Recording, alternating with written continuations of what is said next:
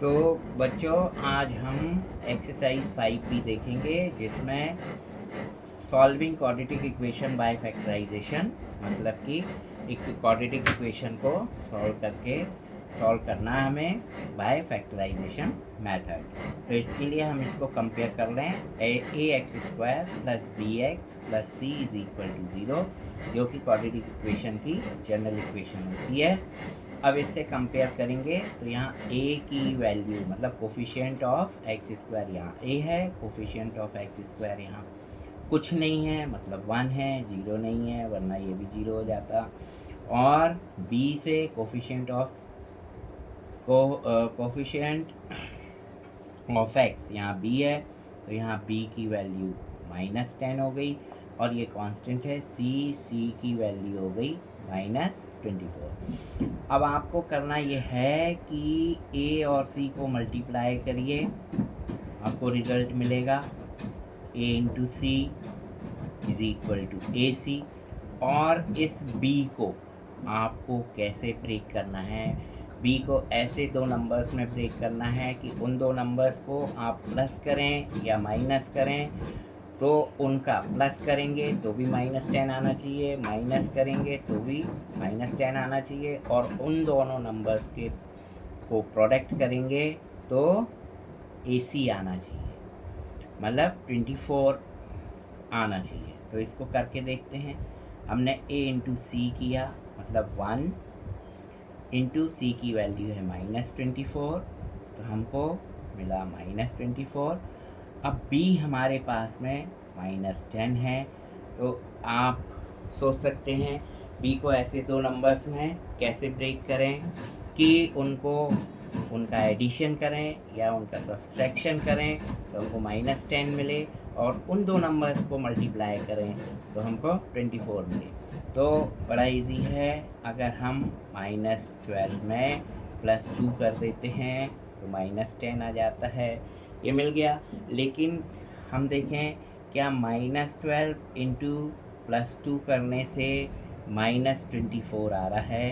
Yes आ रहा है, मतलब हमने इस 10 को ब्रेक कर लिया। अब इसी quadratic equation x square minus 10x को कैसे ब्रेक करना है? -12 और साथ में x है तो x plus 2x -24 is equal to 0। अब देखिए एक्स स्क्वायर, ये 1 2 3 टर्म्स थी, इसमें अब 1 2 3 4 टर्म्स हो गई। ये और ये दो टर्म्स में कॉमन लेंगे, इन दोनों में x कॉमन दिख रहा है तो x कॉमन ले लीजिए, x -12।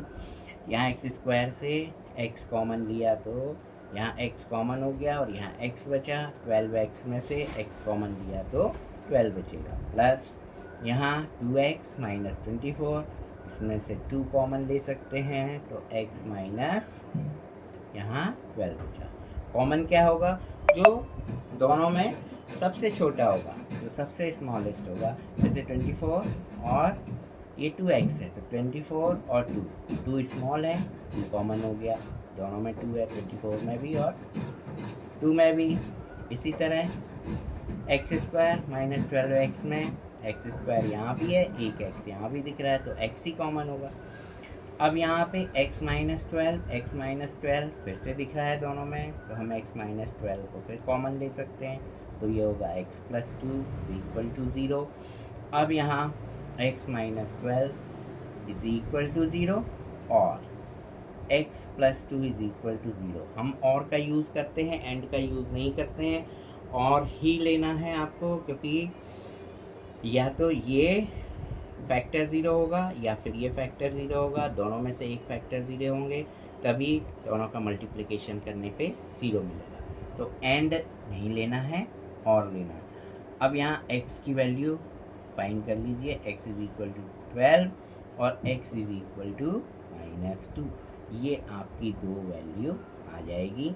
ये फैक्टराइजेशन मेथड से ये आपका सॉल्व हो गया। अब इसके बाद में हम एक क्वेश्चन देखते हैं, क्वेश्चन नंबर 3। सपोज ये क्वेश्चन है x square minus 16 is equal to 0। बोलो। X square minus 16 x is equal to 0, ये क्वेश्चन नंबर 3 है आपका। इसमें तो कुछ भी नहीं करना है, इसमें एक्स स्क्वायर पहले से दे रखा है। अब 16 का आप जानते हैं, 16 किसका स्क्वायर है, 4 का स्क्वायर है, तो 4 स्क्वायर इज इक्वल टू 0। ये आपका A square minus B square हो गया, A square minus B square is equal to A plus B, और ए माइनस बी होता है। इसमें ए आपका कंपेयर कीजिए, ए एक्स है, बी 4 है, ये वैल्यू सिर्फ इसमें सब्स्टिट्यूट कर दीजिए, तो ये x minus 4 sorry x plus 4 और x minus 4 is equal to 0। फिर से वही x plus 4 is equal to 0 और x minus 4 is equal to 0। अब x की वैल्यू यहाँ से फाइंड करेंगे तो माइनस 4, और x की वैल्यू यहाँ से फाइंड करेंगे तो प्लस 4। इस तरह से ये आपके दो वैल्यूज़ आ गई। क्वाड्रेटिक इक्वेशन कर रहे हैं, क्वाड्रेटिक इक्वेशन में पावर इसकी 2 होती है, x की सबसे ग्रेटेस्ट पावर, इसलिए इसकी 2 वैल्यूज़ मिलती हैं। अगर क्यूबिक इक्वेशन होगा तो उसकी 3 वैल्यूज़ मिलेगी अपने को x की। इसी तरह से अब देख सकते हैं आप क्वेश्चन नंबर 4 भी कर सकते हैं, और उससे अच्छा क्वेश्चन नंबर 6 करके देखते हैं। अगर आपको दिक्कत होती है कमेंट्स में शेयर कीजिए, मैं उस क्वेश्चन का सलूशन भी दूंगा। ये x minus 3 whole square is equal to 49। इसमें चाहें तो आप एक्सपांड करके और क्वाड्रेटिक इक्वेशन बना के और उसको ब्रेक कर सकते हैं, लेकिन अगर वैसे नहीं करना है तो 2x minus 3 is equal to एक वेरिएबल t सपोज कर लीजिए। 49 आपको मालूम है 7 का स्क्वायर होता है, तो ये होगा t square is equal to 49, और t square is equal to 7 square, तो t की वैल्यू यहाँ प्लस माइनस 7 आ जाएगी। हमेशा स्क्वायर रूट की वैल्यू, स्क्वायर की वैल्यू प्लस माइनस में आती है। अब आपने t की वैल्यू निकाली है, t की वैल्यू एक 7 है और एक t की वैल्यू माइनस 7 है। अब आप जो 2x minus 3 is equal to t suppose किए थे, उसमें 2x minus 3 is equal to एक बार प्लस 7 रख लीजिए, एक बार 2x minus 3 is equal to minus 7 रख लीजिए, तो ये वैल्यू हो जाएगी आपकी 2x is equal to 7 plus 3, 2x is equal to 10 और x इज इक्वल टू 5, इसको कैंसिल कर देंगे, और 2x इज इक्वल टू यहाँ माइनस 7 प्लस 3 होगा, और 2x is equal to minus 4 होगा, और x इज इक्वल टू यहाँ 4/2 मतलब माइनस 2 आ जाएगा। ये दो वैल्यूज़ आपको मिल जाएगी। इस तरह से इसको सॉल्व कर सकते हैं। एक क्वेश्चन नंबर 8 देखते हैं। क्वेश्चन नंबर 8 देखते हैं, थोड़ा सा अलग सा दिख रहा है। ये 2x minus 3 whole square minus 2x minus 3 minus 14 is equal to 0। तो अब आप इसमें भी वही, ये देखिए 2x माइनस 3 2x माइनस 3 दोनों में है, इसको एक अलग से वेरिएबल सपोज कर लेते हैं t स्क्वायर t। अब इसमें वैल्यू रखिए, तो ये 4 2x माइनस 3 की वैल्यू हो गई t square minus t minus 14 is equal to 0। 4t square minus t minus 14 is equal to 0।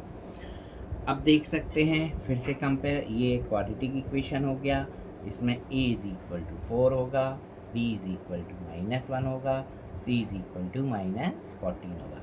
तो आपने क्या समझा, a into C is equal to 4 into minus 14, ये कितना हुआ माइनस 56।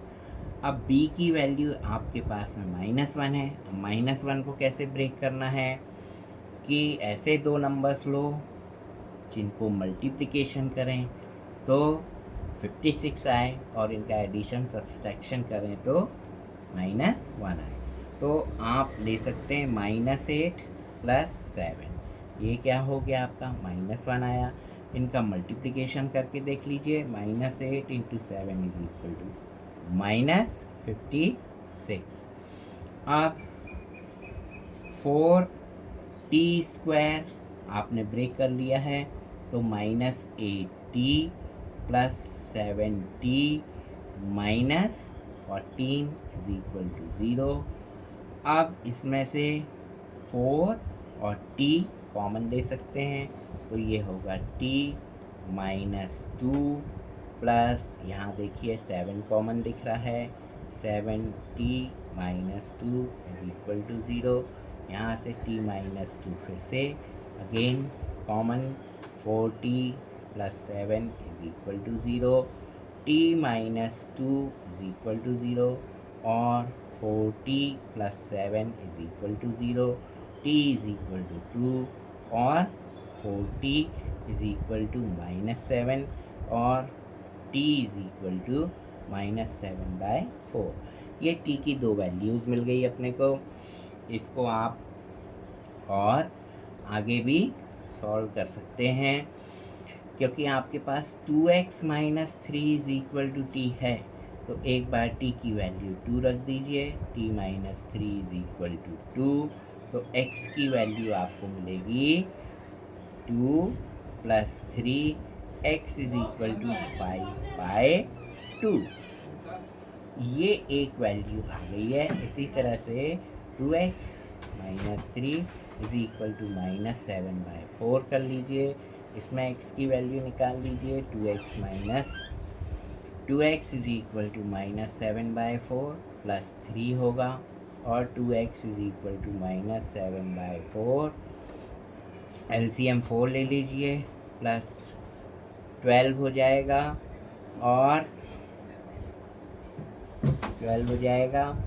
2x = यहाँ +5 बचेगा बाय 4 और x = 5/2, 4 = 8। इस तरह से आपको ये दो वैल्यूज़ फिर से मिल गई, ये आंसर हो जाएगा। इतने क्वेश्चंस सॉल्व किए हमने और भी आगे वीडियो बनाकर आपको ये हम देंगे, आगे के क्वेश्चन भी सॉल्व करके। आज कुछ ही क्वेश्चन सॉल्व किए हैं। अगर कोई इनमें दिक्कत आती है, डिफ़िकल्टी है तो आप कमेंट करके पूछ सकते हैं।